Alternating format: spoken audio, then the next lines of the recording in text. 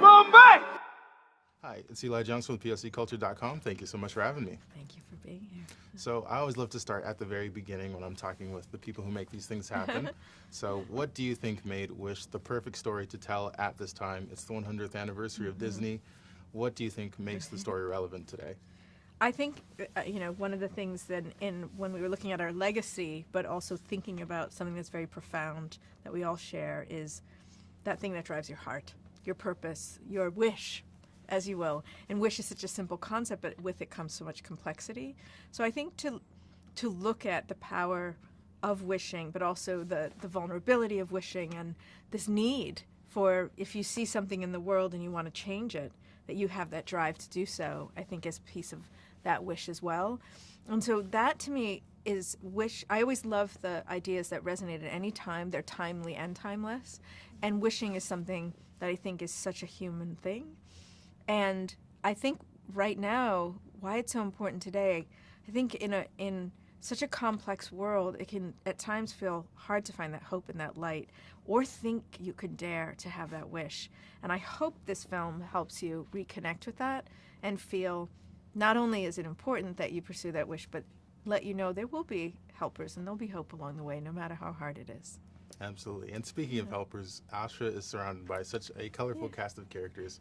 And, there's a variety of abilities, disabilities, and ethnicities, and like different experiences and representation. Why was that so important to include in the film for you?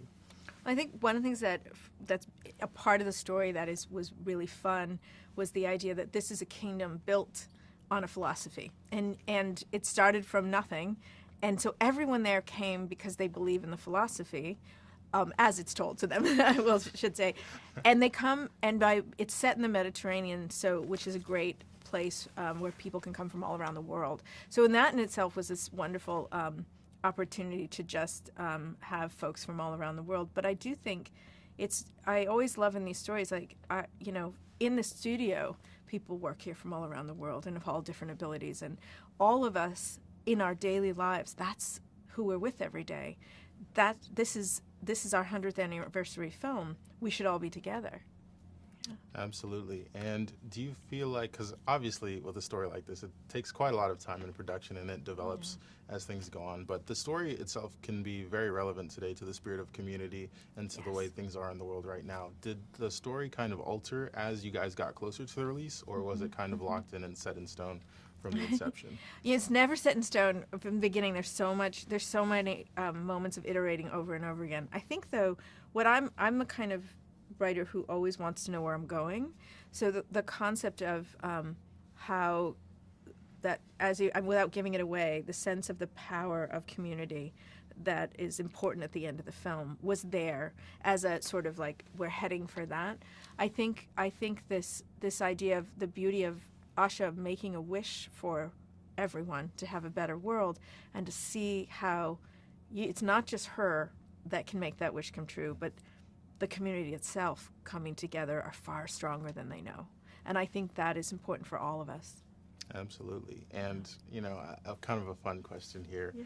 Which character would be your particular favorite out of all the cast so far? It is so hard to pick any. We always say that. It's so hard to pick a favorite. I'm going to say the character who just seems to show up in my head all the time, maybe because I need them to, is Star. Because who doesn't want a little bundle of hope that just reminds you it's going to be okay all the time? So I'll give it to Star for that reason, because Star is very useful as an idea every day. Right, the utility of Star. Yeah. I like the goat was my favorite character. He was like so adorable. I would like, between a dog and him, I might take him. Especially I was like, but you could, if you put pajamas on anything and anybody, they do become cuter. So I love that. That's so fun. So kind of to wrap up, and I want to get your closing thoughts on these. What would you like viewers to take away from the film? What's the overall message you would like to send into the world? Yeah, I think that first and foremost, reconnect with the wish in your heart, no matter what age you are. And I hope that this helps you to have the courage to pursue it. I think also it is a film that's a celebration of all that does connect us, and it's far more that connects us.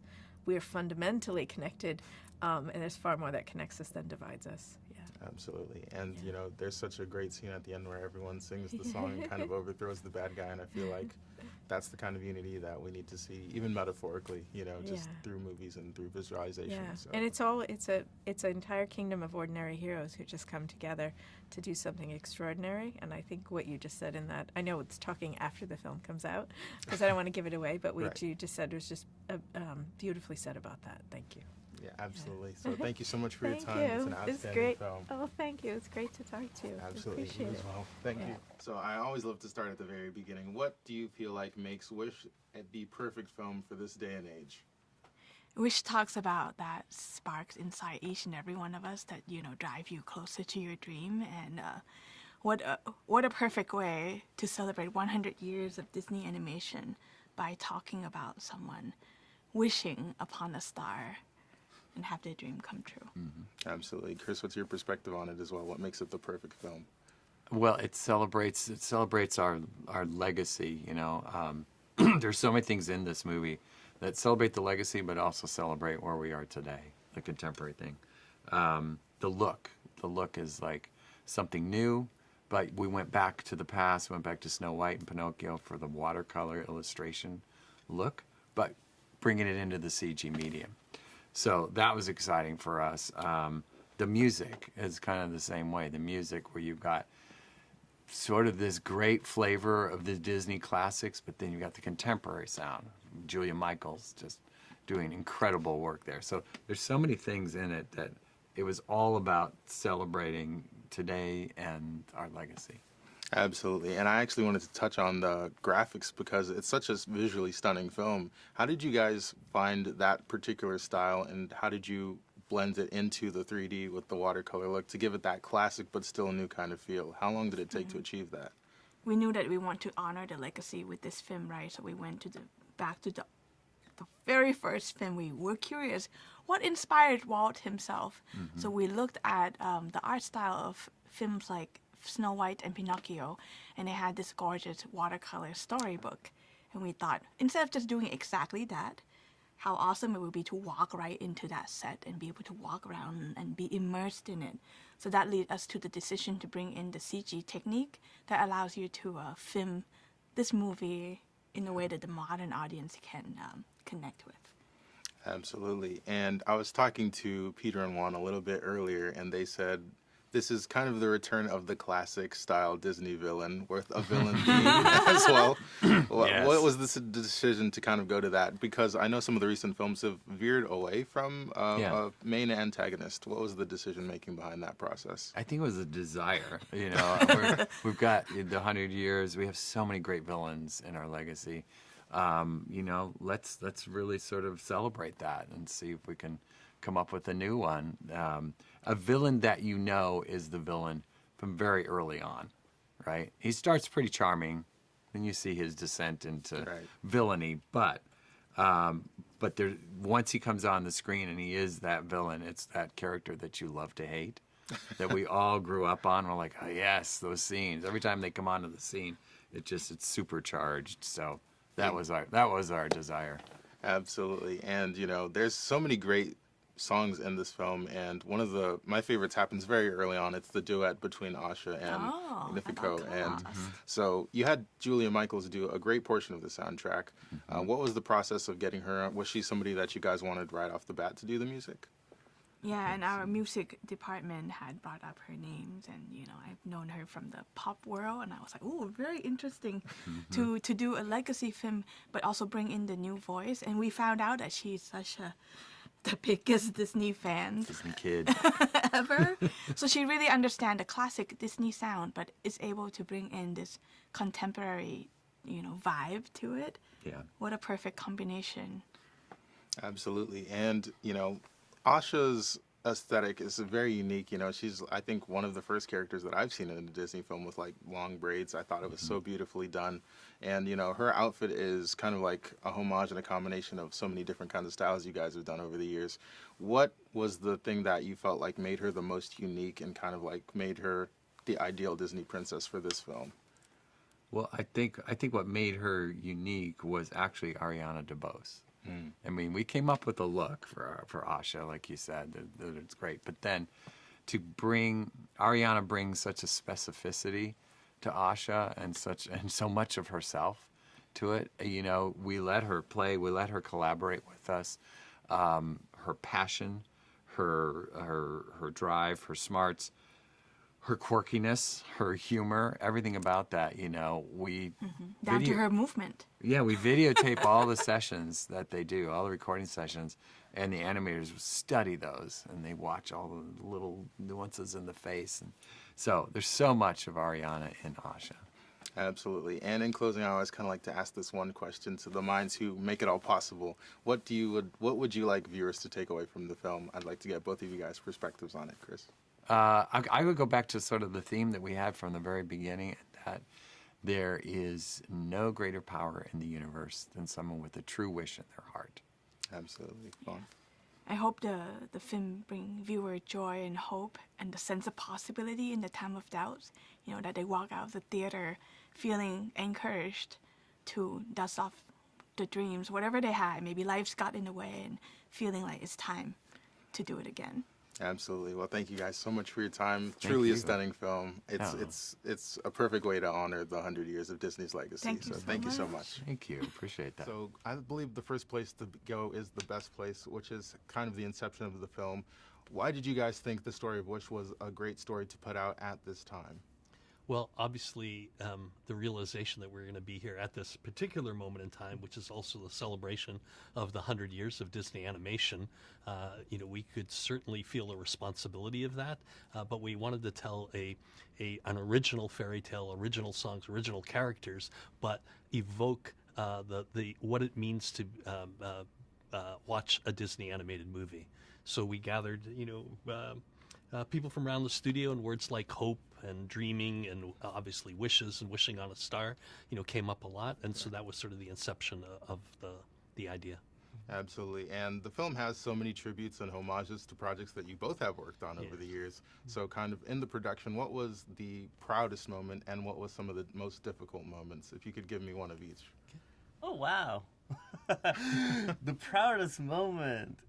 You know, I think like around our second screening, like a lot of the pieces were coming together because we knew the characters. It was after we got this wish from Julia, and it really informed the creation of Asha's personality. And then we went from, I think we've talked about this quite a bit, about the evolution of the Star character from being a character that talked to a character that didn't talk. So a lot of those discoveries happened alongside the same period of time. So that was like, oh yeah, like we got the movie. You know, of course it continued to evolve, but those moments were really good. Yeah, as soon as the movie can start to tell you what it needs to be, that's a great moment. But I think the Star character is probably our biggest challenge at the same time. We went through many versions of what Star could be, landing on what seems the simplest, but also the most complex, because you have a character who doesn't speak, yet has to convey what Star is thinking, what Star is, you know, feeling, but it's also an animator's dream. But it took a journey for us to realize that simple character would be the answer. Absolutely. And the soundtrack for the film is incredibly catchy. And, you know, I was watching the credits, Julia Michaels' name pops up. As you mentioned, you know, you guys kind of found a lot of hit songs through her. What was the process like of getting her aboard the project? Was she somebody that you wanted to get from the onset? Well, our heads of music, Tom McDougall and Matt Walker, brought her to us. And then they asked her to write a song. And it was a very early version of This Wish, and then everyone just fell in love with her because she brings in the traditional Disney flavor because she's a huge fan, but then she's also like a contemporary hits writer, you know, like she's written for so many great people, and her power of collaboration as well, you know, it was perfect for our environment. This is an incredibly collaborative process, and what we didn't even know at the time was that 10 years ago, she was a backup singer to Demi Lovato's version of Let It Go. And here she is 10 years later, writing all the songs for a Disney animated movie. In fact, she is the youngest songwriter that we've ever had that's written all the songs for an animated movie. Yeah. That's incredible. And, you know, kind of in closing, I always like to ask this question, especially to the guys who make it all possible. What would you like viewers to take away from the film, you know, when they watch it? I'd kind of like to get both of you guys' opinions on that. You know, it's something that I think even Walt Disney wanted. wanted. We want them to leave the theater full of hope and dreams and possibility. Yeah. Absolutely. And just to add to that is, I love to say that because that was my experience too. Sometimes you forget what your wish is. You're a little older, and then you look back, it's like, oh yeah, that little piece of me has been forgotten. So I wish that people take that piece of them and reclaim it for themselves. Absolutely. Yeah. So, okay, so I got time for one more Okay, question. yeah. So I guess I want to know, who are you guys' favorite characters, like one favorite character from the film? In Wish? Yes. Boy, it changes. I think I have to go with Asha just because of her drive, her personality, her selflessness. It's something that hopefully speaks to all of us. Absolutely. And I echo what Peter's saying because it's really hard to choose. I think Magnifico is a cool character to talk about because it's the return of the Disney villain. Yes. And the return of the villain song. And he is a traditional villain, but he's not in a different way where like you actually see a little bit of him revealing his true colors throughout the movie. He starts charismatic and then he unravels. So I think it's something very special. Yeah. Awesome. Yeah. For me, it was the GOAT. He's such a Ah, wonderful yeah, character. Yeah. It's a The kind If of- you want to say who do you want to have much fun with, the goat And the star. Like Valentino Absolutely. and Star. everyone needs a star in their life. Everyone needs Yeah. a star, so that would be like he's an honorable mention. So, Yeah. well, thank you guys so much for your time. All right, I thank appreciate you. it so much. It's nice to meet you. You as well. Great job on the film, guys.